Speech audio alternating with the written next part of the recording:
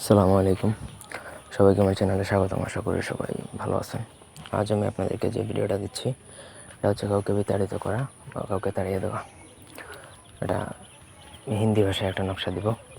আপনি যদি আপনার বাড়িঘর থেকে কাউকে বিতাড়িত বা তাড়িয়ে দিতে চান তাহলে এটা প্রয়োগ করতে পারেন। আবার যদি মনে করেন যে আপনার অফিসের কলিগ বা ব্যবসা প্রতিষ্ঠান বা যে কোনো জায়গা থেকে যদি আপনি কোথাও কাউকে বিতাড়িত করতে চান বা তাড়িয়ে দিতে চান তাহলে তারপর আপনি চাইলে ডেফিনেটলি এটা প্রয়োগ করতে পারেন। অন্যায়ভাবে এটা প্রয়োগ করবেন না।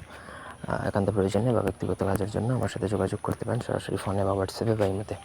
স্ক্রিনে যে নকশাটা দেখতে পাচ্ছেন এটা ভোজপাতার মধ্যে কেশরের কালি দ্বারা লিখতে পারবেন, শুধুমাত্র অন্য কোনো কালি বা অন্য কোনো কিছুতে লেখা যাবে না। সো যেভাবে নিয়ম বলা আছে সেভাবেই আপনাকে এটা লিখতে হবে। লেখার পর নিচে যার জন্য প্রয়োগ করবেন তার নাম, সে ছেলের পিতার নাম, মেয়ে মাতার নাম এবং তার অ্যাড্রেস, যেখান থেকে সে বিতাড়িত হবে ওইটার অ্যাড্রেস লাগবে। তো তার নাম, অ্যাড্রেস এবং এগুলো দিয়ে আপনি নকশাটা লেখা কমপ্লিট হয়ে গেলে তারপর সেই নকশাটা একটা কালো কাপড়ে পুটলা বাঁধাবেন। কালো কাপড়ের মধ্যে ঢুকে ভালো করে মুখটা বাঁধবেন, পুটলার মতো বানাবেন। তারপর সেই কালো কাপড়টা আপনাকে যে কোনো পুরাতন কবরে দাফন করতে হবে। পুরাতন কবর বলতে যেই কবরে 3 থেকে 4 বছর আগে কাউকে দাফন করা হয়েছে এরকম কবরকে পুরাতন কবর বলা হয়। সেই কবরে দাফন করতে হবে। পুরো কাজটা আপনাকে শনিবার মঙ্গলবার দিন করতে হবে এবং রাত্রিবেলা কাজটা কমপ্লিট করতে হবে। দিনের বেলা এই ধরনের কাজ হবে না। এই কাজটা আপনি দিনের বেলা করতে পারবেন না। আপনি প্রপার যদি ভাবে করতে পারেন এবং সাহসিকতার সাথে করতে পারেন তাহলে আপনার কাজ 100তে 100 হবে। এই কাজ জীবনে মিস্টেক করবে না।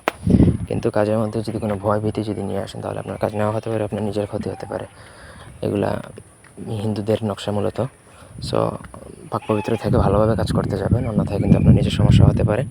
তো আশা করি বুঝাইতে পারছি। এই ছিল আজকের ভিডিও। ধন্যবাদ সবাইকে সাথে থাকার জন্য। আল্লাহ হাফেজ।